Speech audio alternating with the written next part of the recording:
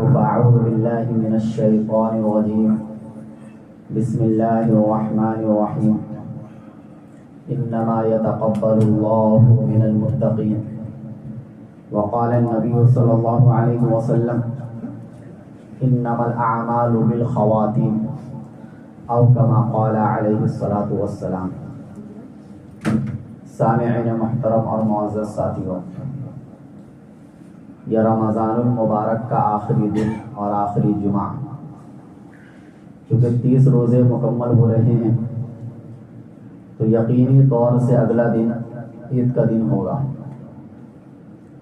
رمضان کا مہینہ آیا اور گزر گیا، اور کوئی بھی مہینہ آتا ہے گزرنے کے لیے. مہینہ تو آئے گا اور ہو جائے گا. اصل مسئلہ مہینے کا نہیں، اصل مسئلہ ہمارا اور آپ کا ہے کہ جو مہینہ جس مقصد کے لیے آیا تھا اس مقصد میں ہم کامیاب ہیں یا نہیں. مہینہ تو کامیاب ہے، مہینے کو تو اللہ نے مقبولیت دے دی، اور جن کو اللہ نے ایک مرتبہ مقبولیت دے دی وہ مقبولیت کبھی ختم نہیں ہوگی. ہمیں مقبولیت ملی یا نہیں ملی، اصل مسئلہ یہی ہے.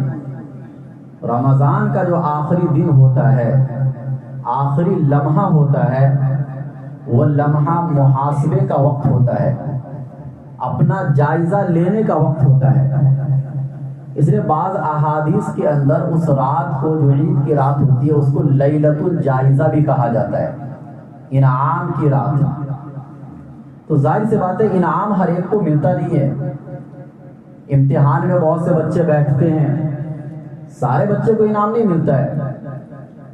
انعام تو انہیں کو ملے گا جو کامیاب ہو جائے گا اچھے نمبرات سے، جو اس مقصد کو پورا کرے گا جس مقصد کے لیے ان کو بیٹھایا گیا تھا. انعام تو اسی کو ملے گا نا. تو ضروری نہیں ہے کہ رمضان کا مہینہ آیا تو یقینی طور سے مغفرت اور بخشش ہو ہی جائے گی. اگر یقینی ہوتا تو اللہ کے نبی صلی اللہ علیہ وسلم بد دعا نہ دیتے ان لوگوں کو کہ رمضان کا مہینہ گزر گیا اور اپنی مغفرت وہ نہ کروا سکا. اس شخص کے حق میں بد دعا ہے، اور اللہ کے نبی صلی اللہ علیہ وسلم کے بد دعا کرنے پر جبرائیل امین نے آمین کہی ہے. تو ہمیں تو رونا چاہیے اللہ تعالیٰ کے سامنے، گڑ گڑانا چاہیے کہ اللہ یہ لمحہ تو بہت ناقدری میں گزرا ہے، بے قدری میں گزرا ہے. جس طریقے سے رمضان کا جو حق ہونا چاہیے وہ حق ہم نے ادا نہیں کیا. حق تو بہت زیادہ تھا، اتنا تھا کہ ہم اگر پورے 24 گھنٹہ بھی سجدے میں رہتے، دعاؤں میں رہتے، عبادتوں میں رہتے تو بھی حق ادا نہیں ہوتا. لیکن ہم نے تو بہت سے اوقات کو یوں ہی گزار دیا فالتو بحث و مباحثے میں، غیبت کرنے میں، چغلی کرنے میں، جھوٹ بولنے میں، بد نظری کرنے میں. جس طریقے سے رمضان سے پہلے کا مہینہ گزرا، رمضان کے مہینے بھی وہ سارے گناہ ہو رہے ہیں. لیکن اس کے باوجود بھی دو باتوں کا خیال رکھنا ضروری ہے کہ عام طور سے ہوتا یہ ہے کہ کچھ لوگ یہ نظریہ بنا لیتے ہیں کہ ہم نے کچھ بھی نہیں کیا، ہم سے تو کچھ ہوا ہی نہیں رمضان میں، جبکہ عبادتیں ہوئی ہے، توفیق ملی، ہم نے عبادتیں کی. تو اس کو یہ کہنا کہ ہم نے کچھ بھی نہیں کیا ہے یہ ناشکری ہے. یہ شیطان کا پہلا حملہ ہوتا ہے. شیطان آپ کے دل میں کبھی یہ وسوسہ ڈالے گا کہ بھائی آپ نے کچھ بھی نہیں کیا ہے. تو عبادتوں کی توفیق ملنے پر ناشکری، اور ناشکری کا نتیجہ پھر یہ ہوتا ہے کہ اگلے وقت میں اللہ تعالیٰ عبادتوں کی توفیق چھین لیتے ہیں.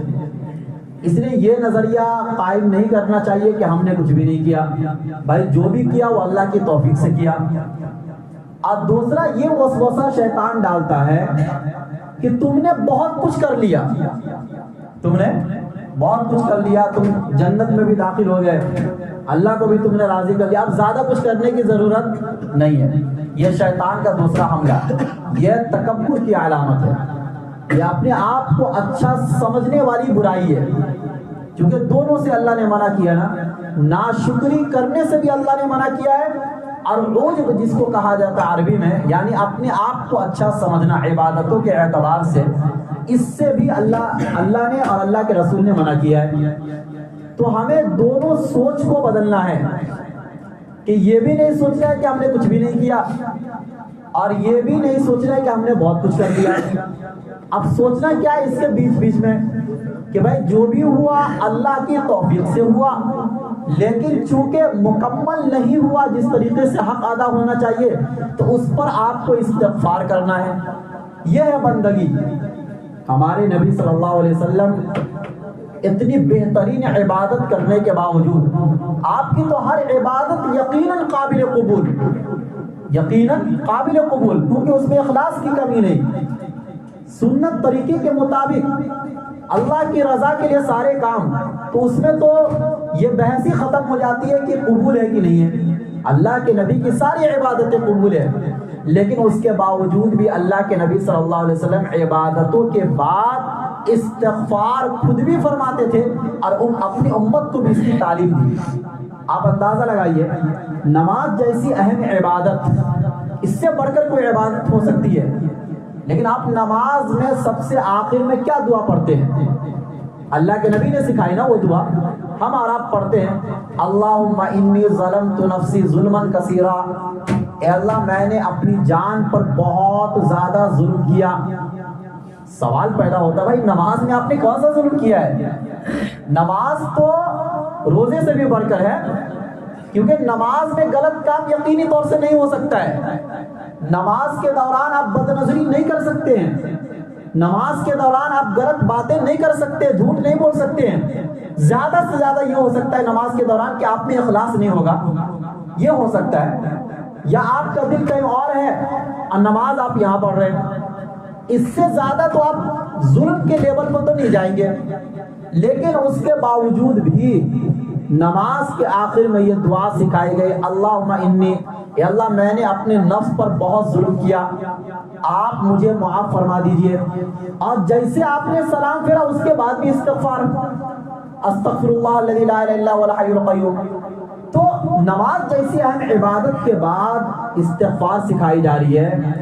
ہمیں یہ بتلایا جا رہا ہے کہ تم نے اپنی جانوں پر ظلم کیا، یہ اس بات کی نشاندہی کرنے کے لیے ہے کہ نماز تو تم نے پڑھا ہے، ہو سکتا ہے اخلاص کے ساتھ بھی پڑھا ہو، لیکن اللہ جیسا چاہتا ہے ویسا مکمل ہوا ہو، یہ یقینی طور سے معلوم نہیں۔ اگر یقینی طور سے معلوم نہیں تو پھر ہم نے اپنی جان پر ظلم ہی کیا ہے۔ بس ہم اللہ تعالیٰ کے سامنے اپنی بندگی کا اظہار کرتے ہیں کہ اللہ ہم بہت ناقص ہیں، ہم بہت کمزور ہیں، آپ جیسا چاہتے ہیں ویسا ہم سے مکمل نہیں ہو سکتا ہے، جو بھی ٹوٹی پھوٹی ہماری عبادت ہے بس آپ اس کو قبول فرما لیجئے۔ یہ بندگی سکھائی جا رہی ہے، ہمیں اللہ کے سامنے گرنا سکھایا جا رہا ہے، ہمیں اللہ کے سامنے جھکنا سکھایا جا رہا ہے۔ تو روزہ بھی ایک اہم عبادت ہے، روزے میں بھی بہت سی کمی کوتاہی ہوئی، اور یقیناً روزہ ہم نے اللہ کے لیے رکھا، اللہ خود کہتا ہے کہ روزہ میرے لیے اور اس کا بدلہ میں خود دوں گا، لیکن اس کے باوجود بھی ان کمی کوتاہی پر ہمیں اللہ کے سامنے استغفار کرنا چاہیے۔ آخری دن ہمیں تمام اعمال کی قبولیت کی دعا کرنی چاہیے، اصل قابلیت نہیں، اصل مقبولیت ہے۔ اور اللہ تعالیٰ کی یہاں اصل کثرت نہیں ہے، قلت کے ساتھ اگر کوئی عبادت میں اخلاص ہو وہ عبادت زیادہ اہم ہے کثرت کے مقابلے میں۔ ایک آدمی ہو سکتا ہے پوری رات نوافل پڑھا ہو، اللہ سب کو اس کی توفیق دے، پورے دن وہ تلاوت کیا ہو لیکن اس کی تلاوت میں اخلاص نہیں ہے، وہ اللہ تعالیٰ کے قابل قبول نہیں ہوا۔ لیکن ایک آدمی بڑے اخلاص کے ساتھ، بڑی محبت کے ساتھ اللہ کی رضا کے لیے چند منٹ اس نے تلاوت کیے، 2-4 رکعت اس نے نوافل پڑھے، اور جو فرائض اس کو اس نے ادا کیے، حقوق اللہ، حقوق العباد ادا کیے، یہ آدمی اللہ تعالیٰ کے یہاں مقبول ہو گیا۔ تو اصل تو مقبولیت ہے، ہمیں اس کی فکر ہونی چاہیے۔ دیکھو اللہ تعالیٰ کے یہاں کس کے لیے مقبولیت اتر جائے یہ ہم اور آپ نہیں بتا سکتے ہیں۔ کوئی بہت اچھی عبادت آپ کی نظر میں ہو سکتا کر رہا ہو، لیکن اللہ کی نظر میں ہو سکتا ہے وہ اچھی عبادت نہ کر رہا ہو، اس کے اندر بہت کمی کوتاہی ہو جس کی بنیاد پر قبولیت کے لیے رکاوٹ ہے، اس کے کچھ گناہ ایسے ہیں کہ جس گناہ کو جب تک نہیں چھوڑے گا اس کے یہ سارے اعمال اللہ تعالیٰ کے یہاں قابل قبول نہیں ہوں گے. یہ گناہ رکاوٹ بن رہے راستے میں. تو ہمیں اپنے تمام گناہوں سے توبہ کرنے کے ساتھ ساتھ پھر عبادت کرنی چاہیے. اور وہ عبادت پھر کم بھی ہوگی تو اللہ تعالیٰ کے یہاں بہت زیادہ آپ کو نظر آئے گی. دیکھو آدم علیہ السلام کے 2 بیٹے تھے. ان دونوں بیٹوں میں سے قبولیت کس کے لیے اتری؟ حابیل کے لیے اتری، قابیل کے لیے نہیں اتری. اسی طریقے سے حضرت ہود علیہ السلام، حضرت صالح علیہ السلام کے زمانے کے جو لوگ تھے وہ بڑے طاقتور لوگ تھے، بڑے پیسے والے لوگ تھے، اور دنیا ان کی طاقت کو مانتی ہے. اللہ تعالیٰ نے خود کہا کہ ان جیسا طاقتور ہم نے کسی کو پیدا نہیں کیا پوری کائنات میں. لیکن مقبولیت کس کے لیے اتری اس زمانے میں؟ جو ایمان والے لوگ تھے، جو کمزور لوگ تھے. موسیٰ علیہ السلام کے زمانے میں فرعون سے بڑا بادشاہ کوئی نہیں، حکومتیں بڑی طاقتور، بڑا مالدار، بڑے پیسے والا، لیکن کیا اللہ تعالیٰ کے یہاں سے اس کے لیے مقبولیت اتری؟ قابل تو بڑا تھا لیکن مقبول نہیں ہوا اللہ کی نظر میں. موسیٰ علیہ السلام ایک غریب گھرانے میں پیدا ہوئے، اللہ تعالیٰ نے ان کے لیے مقبولیت اتاری، وہ پیغمبر بن گئے. وہ اللہ کی نظر میں کامیاب ہے، اگرچہ دنیا میں ان کی حکومت نہیں تھی، دنیا میں طاقت اور سلطنت نہیں تھی، لیکن اللہ کی نظر میں کامیاب ہے. ہمارے نبی صلی اللہ علیہ وسلم کے زمانے میں یہی تو سوال کرتے تھے کفار مکہ کہ بھائی طائف کے 2 بڑے آدمیوں پر اللہ تعالیٰ نے وحی کیوں نہیں اتاری؟ وہ بڑے طاقتور لوگ تھے، اگر ان پر وحی اتارتی تو پورے مکے کے لوگ ایک وقت میں ایمان لے کے آ جاتے. اللہ تعالیٰ نے کہا کہ میں زیادہ بہتر جانتا ہوں کہ کس کو نبی بنانا ہے، کس کو نبی نہیں بنانا ہے. یہ نبوت اللہ کی نعمت ہے، کسی کے لیے بھی اتر سکتی ہے. آپ دیکھ لیجئے حضرت عمر فاروق، ابو جہل، اللہ کے نبی نے دونوں کے لیے دعا مانگی، لیکن اللہ کے یہاں سے مقبولیت کس کے لیے اتری؟ حضرت عمر فاروق رضی اللہ تعالیٰ عنہ کے لیے مقبولیت اتری. دنیا میں پہاڑ بہت سارے آپ کو نظر آئیں گے، لیکن اللہ تعالیٰ نے وہی کے لیے غار ہرا کو تلاش کیا، اپنے نبی کے آرام کے لیے غار ثور کو تلاش کیا. اب دنیا میں بڑے بڑے شہر ملیں گے، لیکن اپنے نبی کی ہجرت کے لیے اللہ نے مدینے کو تلاش کیا. مکے کو اللہ کے نبی کا آبائی وطن بنایا. کعبۃ اللہ کو اللہ تعالیٰ نے تمام دنیا کے مساجد میں سب سے زیادہ فضیلت عطا فرمائی. تو یہ اللہ تعالیٰ کی عطا ہے. اللہ تعالیٰ کی عطا کے بارے میں ہم اور آپ سوال نہیں کر سکتے وہ کس کے لیے اپنی مقبولیت اتار دے. اور جب مقبولیت اللہ کی اتر جاتی ہے کسی کے لیے تو پھر اس کے بعد ناکامی ان کے لیے نہیں ہوتی ہے. آپ دیکھ لیجئے فرعون کی بیوی حضرت آسیہ، ان کے لیے مقبولیت اتری اسی گھر کے اندر، اسی محل کے اندر، لیکن فرعون محروم رہا. اور ادھر زلیخا حضرت یوسف علیہ السلام کے ساتھ تھی، وہ بھی پیغمبر، مطلب پیغمبر والے اوصاف تو ان میں موجود تھے، اگرچہ اس وقت تک وہ نبی نہیں بنے تھے، بعد میں نبی بننے والے تھے، لیکن اوصاف تو ان کے اندر موجود تھے. ان کی نظر وہاں تک نہیں پہنچی، غلط چیزوں پر نظر پہنچی، اللہ نے ان کو محروم کر دیا. خلاصہ کلام یہ نکلا کہ اللہ تعالیٰ کے یہاں دل کی حالت کو دیکھا جاتا ہے، دل کی کیفیت کو دیکھا جاتا ہے. یعنی یہ میں چند مثالیں جو میں نے دیا قابلیت کی اور مقبولیت کی، کہ دنیا میں بڑے بڑے قابل لوگ گزرے لیکن مقبول نہیں ہوئے، اور ایسے بہت سے لوگ گزرے جو قابل نہیں تھے لیکن اللہ کی نظر میں مقبول ہو گئے. ایسے رمضان کے مہینے میں بہت سے آپ کو ایسے نظر آئیں گے جو بڑے قابل نظر آئیں گے، لگے گا یہ بندہ بھائی یہ تو مغفرت کروا کے چھوڑے گا، لیکن ہو سکتا ہے اس کے لیے مغفرت نہ اترے، مقبولیت نہ اترے. اور ایک وہ بندہ جو ایک عام بندہ ہو، جس کو لوگ زیادہ جانتے پہچانتے نہ ہو، جو زیادہ لوگوں کے ساتھ اٹھتا بیٹھتا نہ ہو، اللہ کی مقبولیت اس کے لیے اتر جائے اور وہ آدمی اللہ کی نظر میں مقبول ہو جائے. اس لیے تو اللہ تعالیٰ نے قرآن کریم میں فرمایا کہ اللہ الصمد، اللہ بے نیاز ہے. یہ ایک آیت پورے صحابہ کرام کو رلاتی تھی. یہ ایک آیت تابعین تبع تابعین کو پوری رات جگا کر رکھتی تھی، کیونکہ اللہ بے نیاز ہے. اللہ کو اپنے نبی کی بھی ضرورت نہیں ہے اگر اپنا دین کہیں پہنچانا ہو. نبی اور پیغمبر اللہ کے سامنے روتے تھے اللہ کی شان بے نیازی کو سامنے رکھ کر کہ اللہ تو بے نیاز ہے نا. اگر تو کل قیامت کے دن بھی اگر یہ کہہ دے کہ مجھے تم لوگوں کی کوئی ضرورت نہیں ہے تو اللہ سے کون مقابلہ کرے گا؟ اللہ تعالیٰ کے سامنے تو سارے پیغمبر کل قیامت کے دن بات نہیں کریں گے سوائے ہمارے نبی صلی اللہ علیہ وسلم کے. ان کو بھی یہ مقام خود اللہ نے دیا کہ وہ بات کر سکیں گے, وہ سفارش کا دروازہ کھول سکیں گے. تو خلاصہ کلام یہ ہے کہ اللہ بے نیاز ہے. ہم اور آپ یہ نہ سمجھے کہ ہم جو عبادت کر رہے ہیں کافی ہے. ہم اور آپ یہ نہ سمجھے کہ رمضان میں جو ہم نے عبادت کر لیا یہ کافی ہے اللہ تعالیٰ کو منوانے کے لیے, اللہ کو راضی کرنے کے لیے. بلکہ ہم یہ سمجھے کہ جو بھی ہم نے کیا وہ تو اللہ کی توفیق سے کیا, اور یہ ابھی بھی کم ہے, مجھے اور راضی کرنے کی ضرورت ہے, اللہ کو اور منانے کی ضرورت ہے. عبادت جتنی بھی ہو اللہ کی نظر میں کم ہے, اور عبادتوں کے ساتھ اخلاص پیدا کرنے کی ضرورت ہے. رمضان کا مہینہ کیوں آیا؟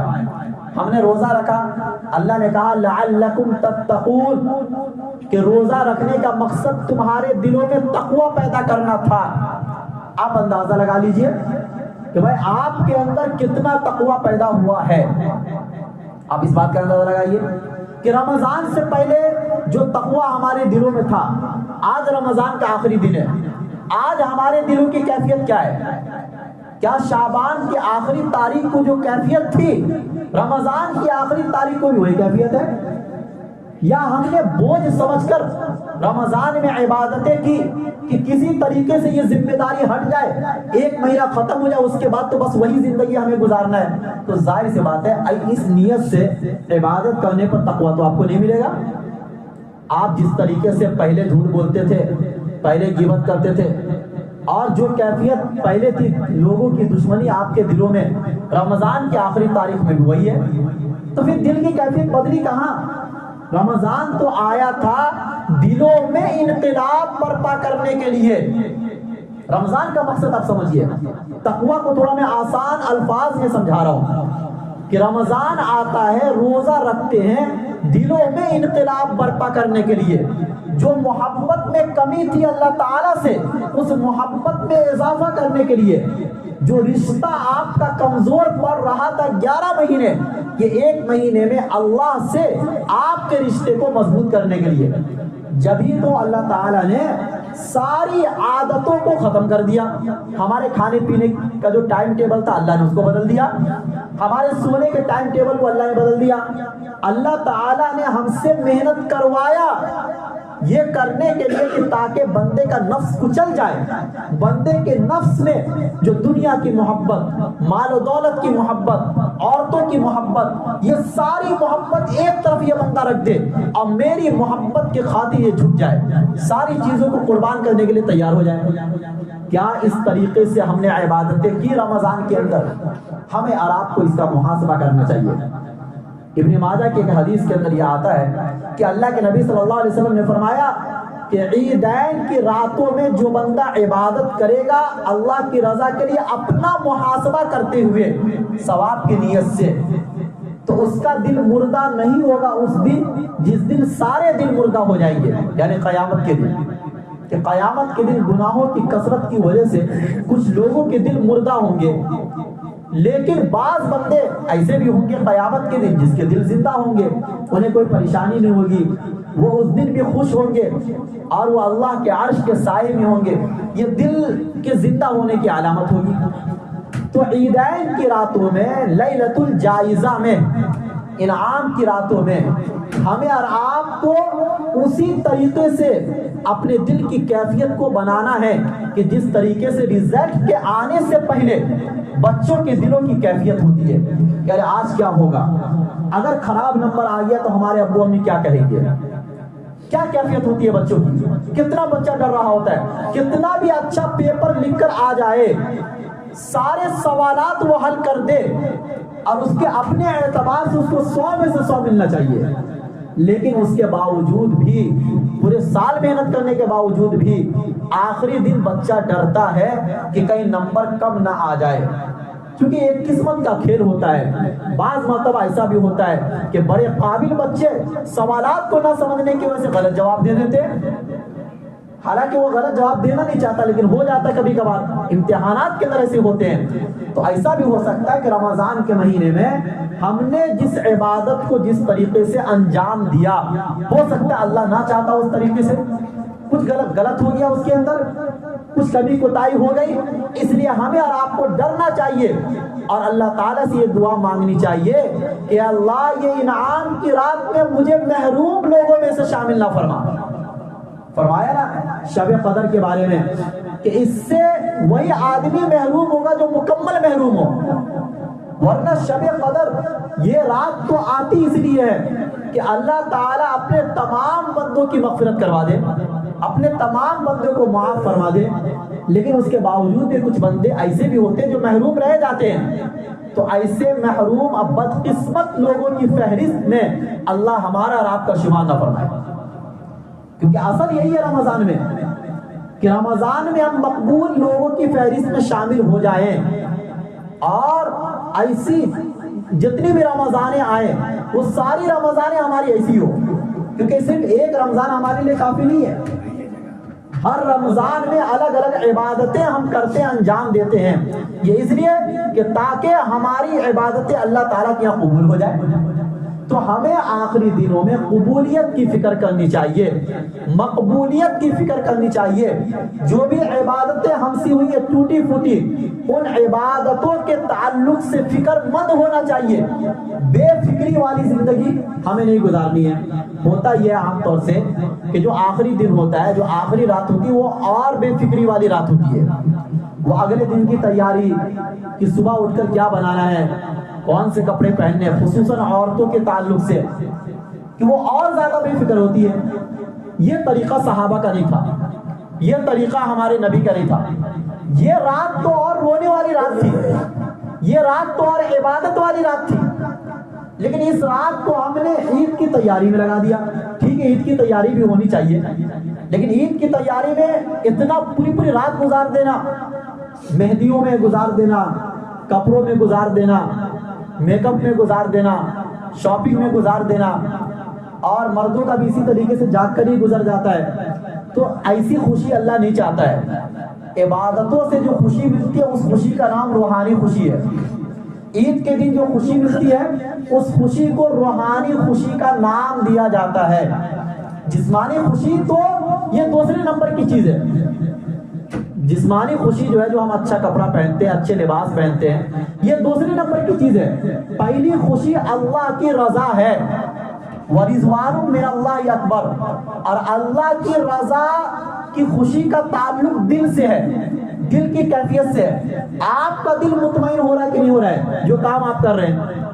تو اگر دل میں خوشی نہیں پیدا ہو رہی ہے تو یہ سمجھو کہ پھر آپ کی عبادت قبول نہیں ہوئی، آپ کے لیے اللہ کی رضا کا پروانہ نہیں آیا۔ تو اصل تو باطنی خوشی کا نام عبادت ہے، دل کی خوشی کا نام عبادت ہے۔ ہمیں اس طریقے سے عبادت کرنی ہے، اور عید کے دن جو سنت طریقہ ہے وہ سنت طریقے کے مطابق ہمیں تیاری کرنی ہے کہ ٹھیک ہے، اچھا لباس پہننا، نیا لباس پہننا ایک مستحب کام ہے۔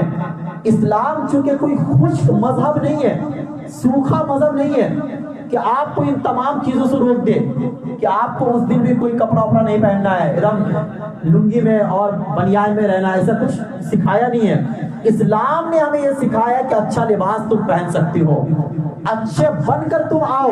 اس لیے تو عید کا دن اس کو کہا جاتا ہے کہ سال میں 2 مرتبہ جو عید کا دن آیا وہ اس لیے آیا کہ خوشبو لگا کر آؤ۔ اسی طریقے سے فرمایا عید الفطر کے دن کی سنتیں تھوڑی الگ ہے کہ آپ کچھ میٹھا کھا کر آؤ، خصوصاً کھجور طاق عدد، اللہ کے نبی صلی اللہ علیہ وسلم 3 یا 5 یا 7 اس طریقے سے کھجور تناول فرماتے تھے، تو آپ کھجور تناول فرما کر آئے۔ آپ ایک راستے سے آئے دوسرے راستے سے جائے، یہ اللہ کے نبی صلی اللہ علیہ وسلم کی سنت ہے، اور اس کے پیچھے حکمت یہ ہے کہ یہ بتلانا چاہ رہے اللہ کے نبی صلی اللہ علیہ وسلم کہ لوگوں کو یہ لگے کہ مسلمانوں کی تعداد زیادہ ہے اور یہ سب کے سب ایک ہے، تاکہ ہر راستے میں، ایک تو یہ کہ ہر راستے میں جب ہمارا گزر ہوگا عبادتوں کے ساتھ تو یہ راستے بھی قیامت کے دن گواہی دیں گے، تو 2 راستے ہو جائیں گے۔ چونکہ اس دن حکم یہ ہے کہ جب آپ گھر سے نکلے تو تکبیر پڑھتے ہوئے نکلے، اللہ اکبر کا نعرہ جو ہے یہ نعرہ لگاتے ہوئے آنا ہے۔ تو راستے میں جب الگ الگ راستوں پر ہم اس نعرے کے ساتھ گزریں گے تو راستے بھی گواہی دیں گے قیامت کے دن۔ ان راستوں پر فرشتے جو ہوں گے الگ الگ وہ فرشتے بھی قیامت کے دن گواہی دیں گے، اور خصوصاً کہ لوگوں کو یہ لگے گا کہ امت مسلمہ ایک ہے اور ان کی تعداد بہت ہے۔ دیکھو یہ تعداد بہت، یہ کبھی کبھار دکھانا پڑتا ہے، یہ اصل چیز نہیں ہے، لیکن یہ کبھی کبھی کرنا پڑتا ہے۔ اس کی وجہ دیکھو جنگ بدر کے اندر، جنگ بدر میں کیا ہوا تھا کہ اللہ تعالیٰ نے کافروں کی تعداد کو مسلمانوں کو کم کر کے دکھلایا تاکہ ان کی ہمت پست نہ ہو، اور مسلمانوں کی تعداد کو اللہ تعالیٰ نے کافروں کی نظر میں بڑھا کر دکھایا۔ یہ 10ویں پارے میں موجود ہے قرآن کریم کے اندر۔ ایک دوسرے کی تعداد کو کم زیادہ کر کے اللہ نے دکھلایا کہ تاکہ ایک کی ہمت پست نہ ہو اور دوسرا شکست خوردہ ہو جائے، یعنی کافروں کی جماعت اس کی ہمت پست ہو جائے۔ تو ایسا کبھی کبھار اللہ تعالیٰ نے خود ہی چاہا کہ مسلمانوں کی تعداد زیادہ نظر آئے لوگوں کی نظر میں، اور اس کے لیے اللہ کے نبی صلی اللہ علیہ وسلم نے یہ راستہ اپنایا۔ اسی لیے عید کی نماز کا اصل طریقہ جو ہے وہ سنت عیدگاہ میں پڑھنے کا ہے، کیونکہ مسجدوں میں آنے کے جو راستے ہوتے ہیں وہ عام طور سے متعین ہوتے ہیں، آپ ایک ہی راستے سے جائیں گے، ایک ہی راستے سے جائیں گے، لیکن عیدگاہ چونکہ میدان میں ہوتا ہے، عیدگاہ شہر کے باہر بنائے جاتے ہیں، آبادی سے باہر بنائے جاتے ہیں، اور عیدگاہ میں جب مسلمان پورے محلے کے لوگ ایک عیدگاہ میں نماز پڑھیں گے تو اس کی کیفیت الگ ہوتی ہے، پھر ایسا لگتا ہے کہ ہاں ہم عید کی نماز پڑھنے کے لیے جا رہے ہیں۔ دیکھو اللہ کے نبی صلی اللہ علیہ وسلم، مسجد نبوی کتنی متبرک مسجد ہے، اور اس مسجد میں نماز پڑھنے کا ثواب 1000 نماز پڑھنے کے برابر ہے۔ اس کے باوجود اللہ کے نبی صلی اللہ علیہ وسلم مسجد الغمامہ، یعنی آپ جب آج بھی وہ مسجد موجود ہے، جب آپ مسجد نبوی جائیں گے اور مسجد نبوی کے دروازے سے بائیں طرف سے آپ جب نکلیں گے جہاں پر گنبد خضرا، اس کے بالکل الٹ جب آپ ادھر آئیں گے تو اس طرف کونے میں تھوڑا چند قدم چلنے کے بعد ایک مسجد آپ کو نظر آئے گی جس کے اوپر لکھا ہوگا مسجد الغمامہ۔ یہ وہ مسجد ہے کہ جہاں پر اللہ کے نبی صلی اللہ علیہ وسلم عید اور بقرعید کی نماز ادا فرمایا کرتے تھے، مسجد نبوی میں ادا نہیں فرماتے تھے۔ اور اس زمانے میں چونکہ مسجد نبوی چھوٹی تھی تو وہاں سے یہاں تک آنے میں یہ مسجد شہر کے باہر شمار ہوتی تھی۔ اب تو مسجد نبوی اتنی بڑی ہو گئی کہ مسجد نبوی کے حدود میں یہ مسجد آ گئی، لیکن اس زمانے میں یہ مسجد شہر کے باہر شمار ہوتی تھی۔ سوچو مطلب کتنی ترقی ہو گئی دنیا کے اندر۔ خود مسجد حرام مکہ کے اندر موجود ہے، وہاں نماز پڑھنے کا ثواب کتنا زیادہ ہے، لیکن اس کے باوجود بھی صحابہ کرام مکہ میں کسی جگہ پر جا کر عید اور بقرعید کی نماز ادا کرتے تھے، مسجد حرام میں ادا نہیں کرتے تھے۔ یہی ہمارے نبی کی اصل سنت ہے، جو کہ گاؤں وغیرہ کے اندر یہ سنت آج بھی زندہ ہے، لیکن شہروں میں یہ سنت متروک ہو گئی، چھوٹ گئی۔ اور اس کے پیچھے وجہ ہے کہ ظاہر سی بات ہے کہ ہمارے پاس اتنی زمین ہے نہیں کہ ہر جگہ اتنی بڑی بڑی جگہ عیدگاہ کے لیے خاص کر دیا جائے۔ قبرستان کے مسائل ہیں تو عیدگاہ کے لیے خاص کرنا، پورے سال اس کو ویران رکھنا، یہ تو بہت مشکل چیز ہے۔ تو پھر دوسرے نمبر پر ہم مسجد میں ہی آئیں گے نماز پڑھنے کے لیے عید اور بقرعید کی، لیکن مسجد میں بھی جب ہم آئے تو جتنا ہم سے سنت ادا ہو سکے اتنا تو ہم پورا کریں کم سے کم، کہ چلو ایک راستے سے آئے دوسرے راستے سے ہم نکل جائے۔ اسی طریقے سے تکبیر کہنے کا حکم دیا گیا، خوشبو لگانے کا حکم دیا گیا۔ خوشبو تو ویسے بھی نبی صلی اللہ علیہ وسلم کی عام سنت ہے، لیکن عید اور بقرعید کے دن خصوصاً خوشبو لگانے کا حکم دیا گیا۔ اسی طرح صدقہ فطر، جو کہ اہم چیز ہے، کہ جو کہ واجب بھی ہے، یہ کہ صدقہ فطر عید کی نماز سے پہلے نکالنا ضروری ہے، کیونکہ عید کی نماز کے بعد آپ نکالیں گے تو اس کا شمار عام صدقہ میں ہوگا، صدقۃ الفطر میں نہیں ہوگا، عام صدقہ میں ہوگا۔ تو چونکہ ہم نے رمضان کے روزے رکھے ہیں اور اسی کی تلافی کے لیے یہ صدقہ فطر کو واجب قرار دیا گیا، تو ہمارے لیے ضروری ہے، ہمارے نبی صلی اللہ علیہ وسلم اور صحابہ کا یہی طریقہ تھا کہ عید کی نماز سے پہلے یہ صدقہ فطر ادا کر دیا کرتے تھے۔ تو آپ حضرات بھی ابھی سے اس فکر میں لگ جائے کہ رات کے آنے سے پہلے یا کم سے کم صبح صادق سے پہلے ہم صدقہ فطر ادا کر دیں گے۔ اصل طریقہ تو یہی ہے کہ ہم کسی غریب کے ہاتھ میں جا کر خود سے دیں، تاکہ آپ اپنے ہاتھ سے جب دیں گے تو اس کا ثواب بھی آپ کو ملے گا۔ اور اس کی ایک فضیلت بھی ہے، اللہ کے نبی صلی اللہ علیہ وسلم اپنے دست مبارک سے دیا کرتے تھے زکوٰۃ اور صدقات، کہ تاکہ کل قیامت کے دن وہ غریب بھی ہمارے لیے گواہ بنے اور ہمارا ہاتھ بھی گواہ۔ دیکھو ایک چیز گواہ بنیں گے نا قیامت کے دن، اس کی پوری تفصیل ہے، اس لیے میں یہ بات کہہ رہا ہوں کہ ہر کام آپ اپنے ہاتھ سے کرنے کی کوشش کیجیے۔ باقی اگر کوئی کسی کو وکیل بناتا ہے، کسی کو ذمہ دار بناتا ہے، تو اس کی بھی گنجائش ہے اسلام کے اندر، یہ منع نہیں ہے، لیکن اصل طریقہ یہی ہے کہ آپ اپنے ہاتھ سے غریبوں کو صدقہ دیں تاکہ آپ کو یقین ہو جائے کہ آپ کا صدقہ اور زکوٰۃ اس جگہ پر گیا جہاں پر جانے کا حکم ہے، ورنہ تو آپ کنفیوژن کا شکار رہیں گے کہ کیا معلوم صحیح جگہ پر پہنچا کہ نہیں پہنچا۔ اور اگر آپ خود سے ادا نہیں کر سکتے ہیں، آپ کو اگر نہیں مل رہا تو اپنی مسجد میں بھی رسید کاٹتے ہیں صدقہ فطر کے نام سے الگ سے، اور وہ پیسہ الگ جمع ہوتا ہے اور اس پیسے کو غریبوں میں تقسیم کیا جاتا ہے۔ تو آپ صدقہ فطر کی رقم جو ہے اس رقم کو آپ مسجد میں بھی جمع کر سکتے ہیں اور اس کی رسید آپ لے سکتے ہیں۔ باقی زکوٰۃ اگر کسی کو ادا کرنا ہے تو زکوٰۃ آپ اپنے حساب سے اپنے رشتہ دار میں جو ہے، سب سے بہتر طریقہ یہ ہوتا ہے کہ آپ اپنے رشتہ دار میں کسی غریب کو تلاش کیجئے اور ان کو ہدیے کے نام سے دیجئے۔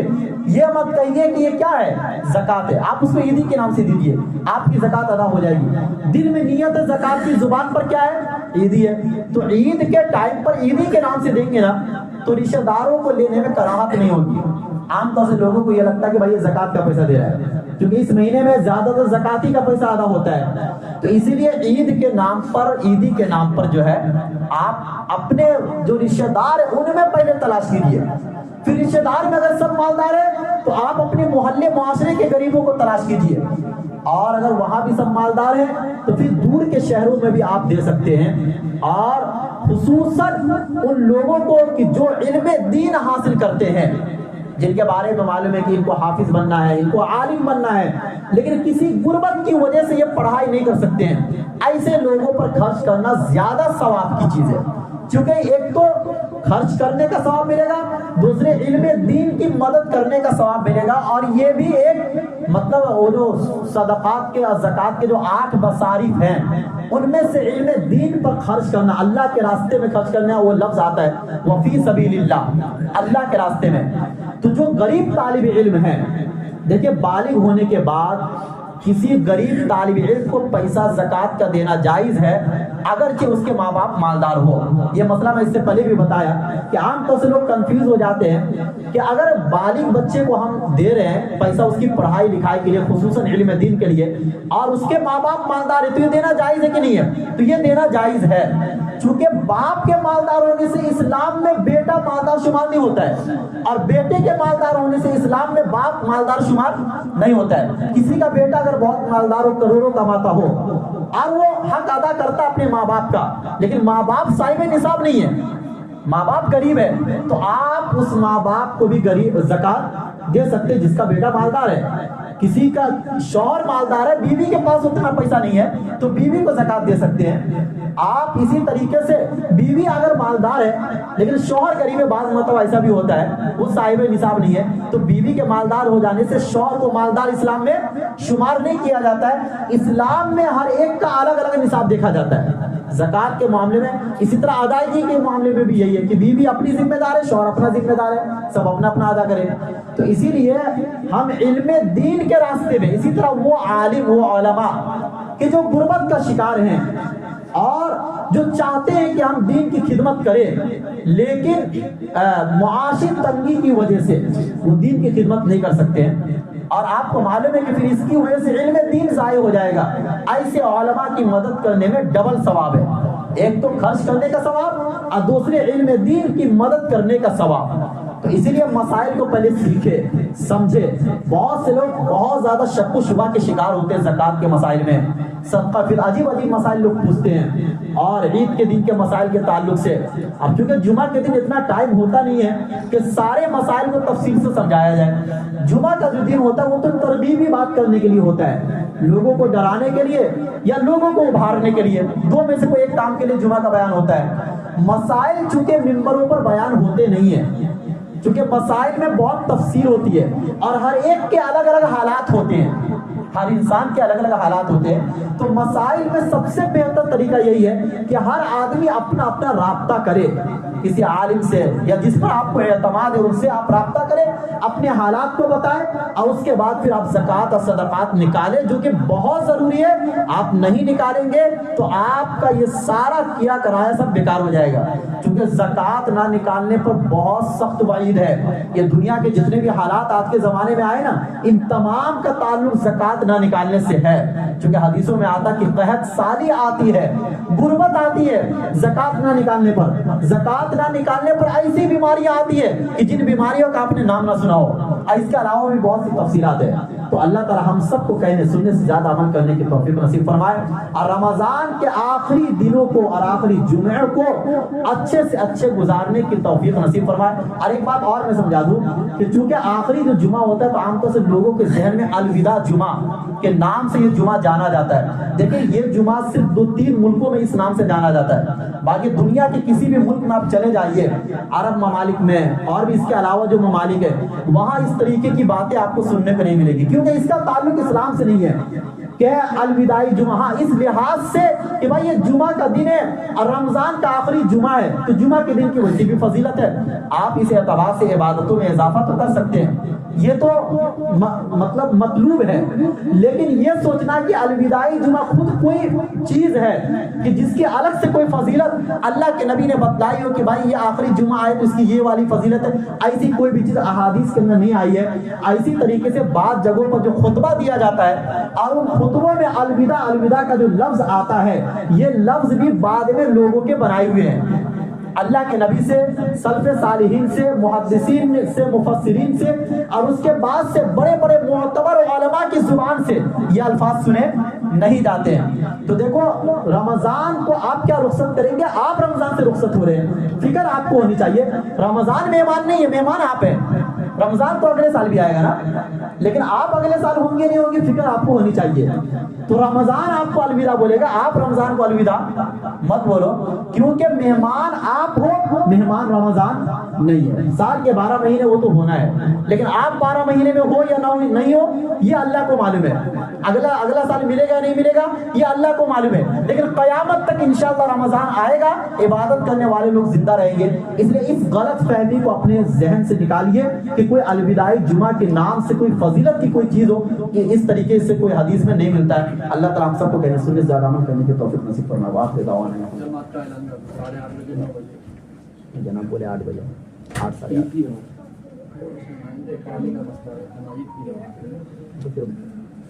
پوچھ لیجیے, مشورہ کرنی ہے.